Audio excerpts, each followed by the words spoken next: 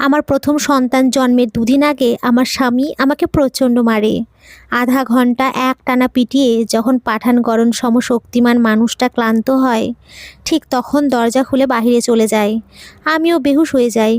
হুঁশ ফিরে প্রচণ্ড প্রসব বেদনায় শিপ্রা ম্যাডামের কথা শুনে আমি একদম মেরে যাই। কী যে বলা যায় তাও খুঁজে পেলাম না। একাই পিটিআই থেকে আমরা ট্রেনিং নিতে এসেছি, তাই একই স্কুলে পড়াই। টিফিন পিরিয়ডে বসে কাঁদছিলাম। শাহেদ মানে আমার স্বামীর সাথে কথা কাটাকাটি হয়েছে কিছু সময় আগেই। মনে মনে আসলেই আমি ত্যক্ত। এবার আর মানা যাবে না, সংসার আর করবো না সিদ্ধান্ত নিলাম মনে মনে। শিপ্রা ম্যাডাম আমার বয়সের চেয়ে বেশ সিনিয়র হবেন। কি সুন্দর হাসি লেপ্টে থাকে তার মুখে, কি মিষ্টি ব্যবহার করে সিনিয়র জুনিয়র সবার সাথে। তিনি কিছু জিজ্ঞেস করলেন না, কেন কাঁদছি বা কি হয়েছে। পাশে এসে বসে নিজের টিফিন বাক্স খুলে রুটি ভাজি মুখে দেওয়ার আগে এটুকু বলেই বিসমিল্লাহ বলে প্রথম টুকরো মুখে দিলেন। আমাকে চরম বিস্মিত হতভম্ব করে আরামে 2-3 বারে 2 রুটির একটা খেয়ে পানি মুখে নিলেন। আমার অভূত কৌতূহল দেখে রুটির বক্স সামনে আমার দিকে ঠেলে দিয়ে বললেন, আজকে আমরা না হয় টিফিনটা একসাথে ভাগ করে খাই, খেয়ে দেখো, একেবারে খারাপ রান্নাও করি না। আমি হতভম্ব হয়ে একবার রুটি ভাজির দিকে আর একবার ম্যাডামের মুখের দিকে তাকিয়ে বললাম, এসব কি বলছেন ম্যাডাম, স্যারকে দেখলে? ম্যাডাম আমাকে থামিয়ে দিলেন, শাহেদের সাথে রাগ করে খাবার আজকে আনুনি, গলায় কালশিটে দাগগুলো তো ফেলে আসুনি, এখন এটা খাও, একটু যখন বলেছি বাকিটাও বলবো। আমি কথা বাড়ালাম না, একটু ওড়নাটা টেনে নিলাম। আসলে ক্ষুধা ক্ষুধা লেগেছে, গত রাতেও খাইনি, সকালেও না খেয়ে চলে এসেছি। এখন 12:30 বাজে। ম্যাডাম আবারও চোখ ইশারায় বোঝালেন খেতে। কাল বিলম্ব না করে আমিও রুটির একটা টুকরো ছিঁড়ে মুখে দিলাম। ম্যাডাম বলা শুরু করলেন, 6 বছরের প্রণয় শেষে আমরা বিয়ে করি। ইয়াসির ডিফেন্স মিনিস্ট্রিতে জব করে, আমারও নতুন চাকরি। প্রথম বছরটা ভালোই গেল, শুধু একা থাকতাম এটা বাদে। ইয়াসিরের ছুটি কম, তবে ও যখন আসতো যত দূরত্বে যাতনা আমার থাকতো সব মুছে উসুল করে দিয়ে তারপর ইয়াসির ফিরে যেত। আমার বিয়ের সব গহনা দেনমোহরের টাকা আমি নিজের দায়িত্বে একটা বড় লোন ও ইয়াসিরের সঞ্চয় মিলিয়ে 40 লক্ষ টাকা খরচ করে একটা বাড়ি করি, যা ইয়াসিরের নামে। এরপরই 1.5 বছরের মাথায় টুকটাক পরিবর্তন লক্ষ্য করি ওর মাঝে। আগে বাড়িতে আসলে সারাক্ষণ লেপ্টে থাকার চেষ্টা করতো, স্কুলে নিয়ে আসতো, স্কুল ছুটির পরে বের হয়ে ওকে পেতাম।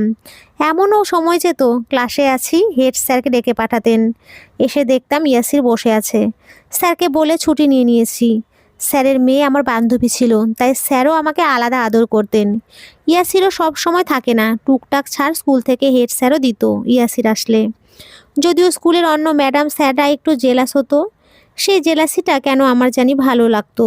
সুদর্শন সুপ্রতিষ্ঠিত স্বামী, প্যারাহীন শ্বশুরবাড়ি, নিজের আত্মনির্ভরশীল জীবন নিয়ে কানায় কানায় আলহামদুলিল্লাহ ছাড়া আর কোনো শব্দ নেই। 1.5 বছরের পরে বাড়িতে আসলে এসব ব্যাপার কমতে শুরু করলো।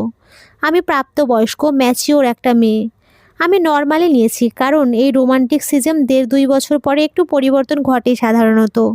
ততদিনে আমরা বেবির জন্য ট্রাই করছি। প্রেগন্যান্সির প্রথম ট্রামেই আমার সামনে ইয়াসিরের পরকীয়ার প্রথম মোড়ক উন্মোচন হলো, তাও নিজের চাচাতো বোনের মেয়ের সাথে। মারাত্মক একটা বিষম খাই শুনেই চাচাতো বোনের মেয়ে মানে তো ভাগ্নি, গাটা কেমন গুলিয়ে উঠলো আমার। ম্যাডাম তাড়াতাড়ি পানি দিলেন আমাকে।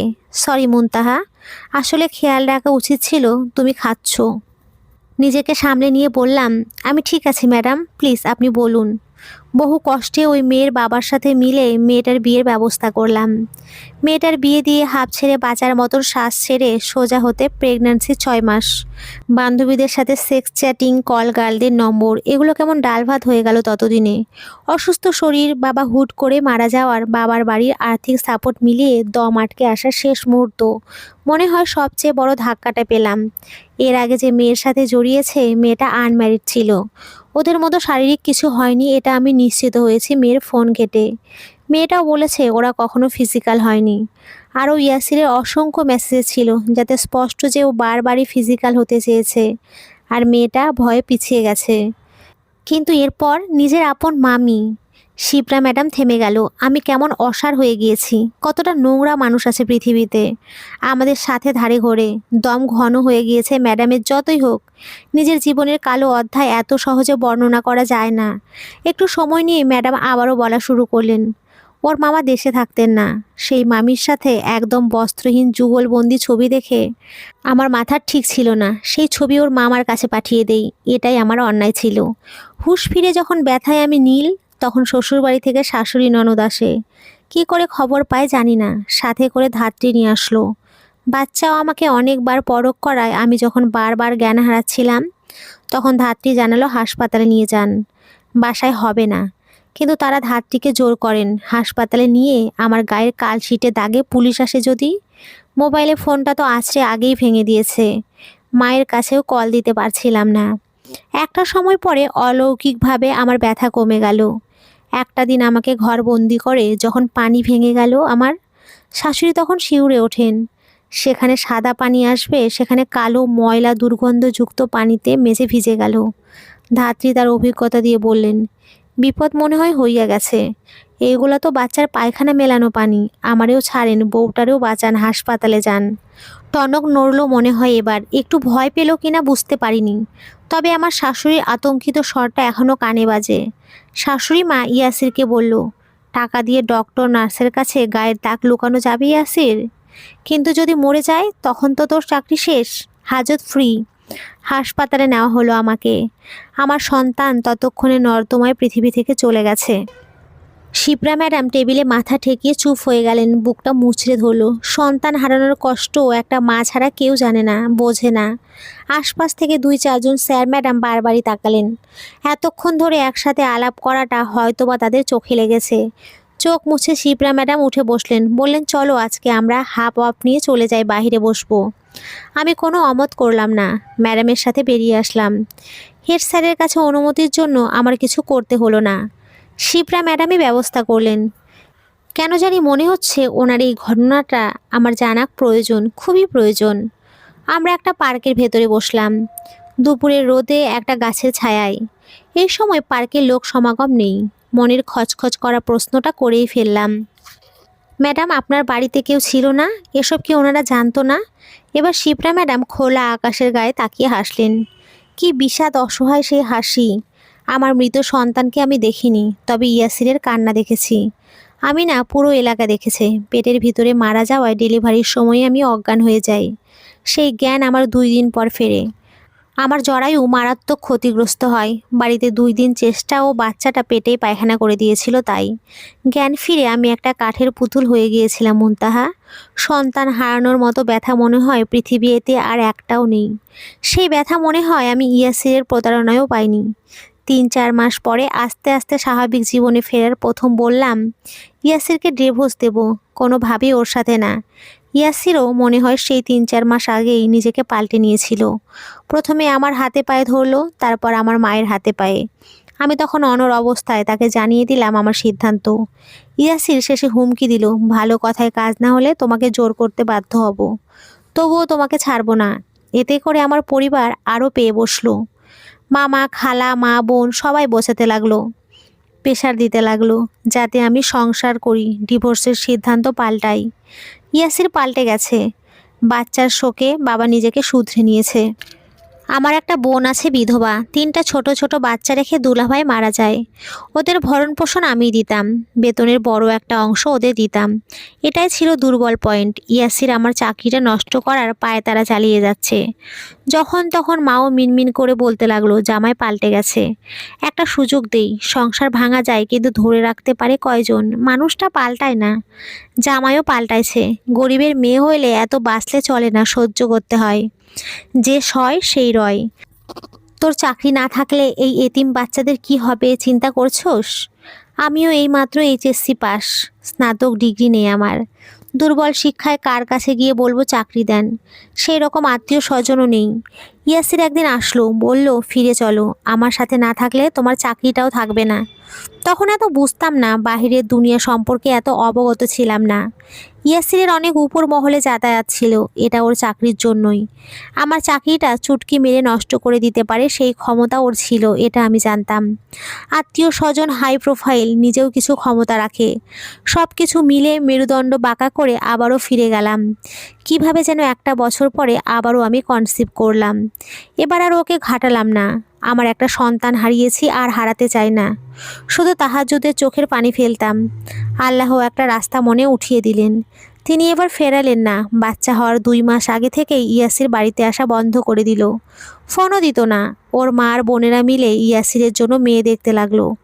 বিয়ে করাবে। আমি চুপ করে রইলাম। নিরিবিলি বাচ্চার জন্ম দিলাম। আমার একটা ছেলে জান্নাতে গিয়ে আর এক ভাইকে আমার কাছে পাঠিয়ে দিয়েছে আমার কোল আলো করে। ইয়াসির ওর ক্ষমতা ব্যবহার করে আমার চাকরিটা নষ্ট করার হুমকি দিত। আমি অসহায় হয়ে বাধ্য হতাম চুপ করে থাকতে।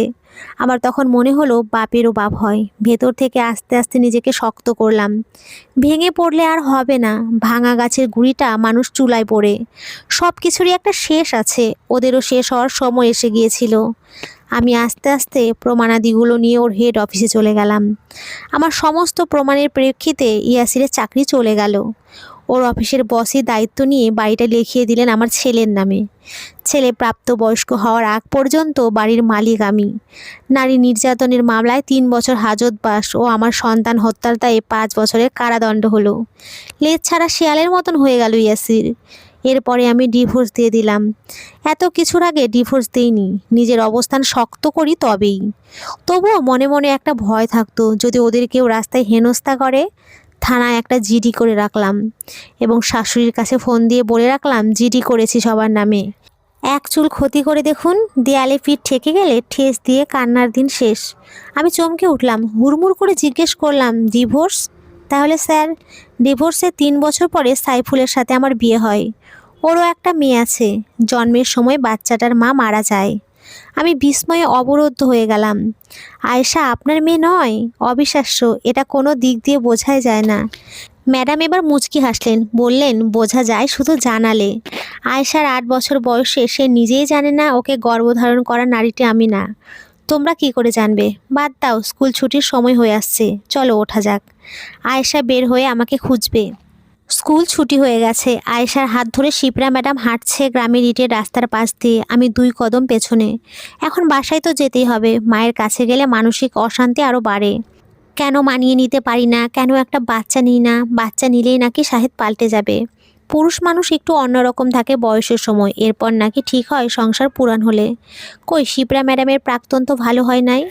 এখনও যদি তার সাথেই থাকতো তাহলে হয়তো শিপ্রা ম্যাডামেরই অস্তিত্ব খুঁজে পাওয়া যেত না। মুনতাহা, শিপ্রা ম্যাডামের স্বামী এসেছেন। বাইকের পেছনে তার ছেলে। স্কুল ড্রেস পরা। তার মানে ছেলে স্কুল ছুটি হলে বাবা ছেলেকে নিয়ে আসছে। মেয়ে মাকে নিয়ে আসলো। দেখে বোঝাই যাচ্ছে না এই লোকটা ছেলেটার জন্মদাতা নয়। আমি ম্যাডামের পাশে দাঁড়ালাম। আমার গালে হাত দিয়ে বললেন, বড় বোনের মতন করে একটা উপদেশ দিচ্ছি। কুকুরের লেজ কোনো দিনও সোজা হয় না, বুঝলে? যদি তুমি চুঙ্গায় 200 বছর রাখো, ছেড়ে দিলে আবারও সেই বাঁকা। আমি কোনোদিন মা হতে পারবো না আর। আমি চাই না আমার মতন করে কেউ ভুক্তভোগী হোক। বুঝেছো কি বলেছি? আমি মাথা নাড়ালাম। যে সিদ্ধান্ত নিয়ে এত দোলাচলে ছিলাম তা এখন স্থির হলো। বললাম, যদি কোনো জায়গায় ঠেকে যাই? তুমি যদি কোনো জায়গায় ঠেকে যাও, কাউকে না পেলেও আমি আর তোমার স্যারকে পাবে। স্টেপ নাও যত দ্রুত পারো। ওই বিষাক্ত ফেনায় কোনো প্রাণ নেই। রাস্তার পাশ দিয়ে হাঁটছি। শাহেদের সাথে পারিবারিকভাবেই পরিচয়। অ্যারেঞ্জ কাম লাভ ম্যারেজ। 1.5 বছর ধরে একে অন্যকে চিনেছি জেনেছি। তারপরে সিদ্ধান্ত নিলাম বিয়ের। অথচ এখন আর আমাকে ভালো লাগে না। আমার মেয়ের জংলো পেটের চামড়ায়, চুলের গোছা পাতলা লাউয়ের ডগা, ডাবল চিন ফুলে উঠেছে, মলিন চামড়া, প্রাণহীন, মনে হয় কত সমস্যা। সমাধান হিসেবে এখন বাসায় আমার সামনেই নতুন নতুন মুখ আসে শাহেদের সাথে, যারা কিনা রাতের রানীর নামে পরিচিত। প্রতিবাদ করলে শাহেদ গায়ে হাত তোলে 6 মাসের মতন। এক কথার পিঠে অন্য কথা বললেই ট্যাগ লাগে ঝগড়ুটের। দিন দিন এগুলো বাড়বেই, কারণ একটা গরিব মেয়ের মোহে পড়ে বিয়ে করে ফেলা। মোহ কেটে গেছে। লম্বা দম নিয়ে কলেজের বান্ধবী মল্লিকাকে কল দিলাম। মল্লিকা, কালকে তো শুক্রবার, তুই কি চেম্বারে থাকবি? শুক্রবার তো অফ, কিন্তু সমস্যা কার তাই বল আগে। বললাম, আমার সমস্যা আমার। তবে পরামর্শ দিলেই হবে। মল্লিকা একটু চেঁচিয়েই উঠল, তোর? তুই কালকে সকালে বাসায় আয়। তোর জন্য চেম্বার কিসের? বাসায় কথা বলবি, সারাদিন থাকবি। বললাম, আচ্ছা ঠিক আছে। আমার শুধু একটু পরামর্শই লাগবে দোস্ত, বড় কোনো অসুখ নয়। মল্লিকা তখন ধীরে করে জিজ্ঞেস করলো, ছোট করে বলতো, কি পরামর্শ নিবি? মুচকি এসে বললাম, যৌন ডক্টরের কাছে মানুষ তো যৌন সংক্রান্ত পরামর্শের জন্যই যায়, তাই না? কাল দেখা হচ্ছে। খুব কষ্ট হচ্ছে আমার। শাহেদ না ভালোবাসুক, আমি তো বেসেছি।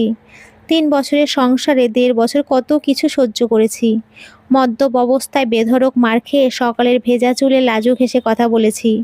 যদি বেহুশ অবস্থায় গায়ে হাত তোলে তাহলে যাতে আর ঝামেলা না হয়। একতরফাভাবে স্যাক্রিফাইস করে করে সারা জীবন তো নেওয়া যাবে না। ওকে যদি শুধু ডিভোর্সও দিয়ে দেই, ও অন্য কারো জীবন নষ্ট করবে। কিন্তু খুন তো করা যাবেই না, ব্যবস্থা হিসেবে কয়েকটা ইঞ্জেকশন আর কড়া ঘুমের বড়ি। মল্লিকা অবশ্য দিতে চায়নি, কিন্তু আমার সব কিছু শুনে বেস্ট ফ্রেন্ড হিসেবে নাও করতে পারেনি। যদি শারীরিকভাবে সক্ষমই না থাকে তাহলে তো আর থাকে সব। আগামী 7 দিন ধরে রাতে একটা করে ইঞ্জেকশন, আর ইঞ্জেকশনের আগে ঘুমের ওষুধ খাইয়ে নেব। না হলে টের পেলেই আমি 6 টুকরো হয়ে যাব। 3 মাসের নোটিশে আজকে আবারও শাহেদের সাথে কোর্টে দেখা আমার। কেমন রুগ্ন শুষ্ক চেহারা, মায়া লাগলো কি জানি না। উপর দিয়ে একটু তাচ্ছিল্য শব্দে হাসলাম। শাহেদ ফিরে তাকালো, আস্তে করে বলল, মুনতাহা, আজকে আমাদের সম্পর্কের শেষ। আর একটা বার কি চিন্তা করা যায় না? আমার ভ্রুক্ষেপের মুখের দিকে তাকিয়ে আস্তে করে শাহেদ বলল, আমি ভালো হয়ে যাব মুনতাহা, ফিরে চলো। এবার একটু শব্দ করেই হাসলাম। শাহেদ এবার অবাক হয়ে তাকালো আমার দিকে। আমি শাহেদের দিকে এগিয়ে গিয়ে বললাম, নখ ঠোঁট ভাঙা চিল যদি বলে ভালো হয়েছে তাই স্বীকার করি না, এটা কি সত্যি শাহেদ? শাহেদ আমার দিকে অনেকক্ষণ তাকিয়ে রইল, আস্তে করে বলল, মানে কি? আমি আর উত্তর দিলাম না। সব কিছুর উত্তর দিতে নেই, কিছু প্রশ্ন রেখে দিতে হয়। প্রশ্নটা শাহেদের নিরুত্তাপ বিষাদময় রাতগুলো কাটানোর জন্যই রেখে দিলাম। ও রাত জেগে কী করবে? এখন তো আর নারীর সঙ্গ উপভোগের জন্য সে উপযুক্ত নেই।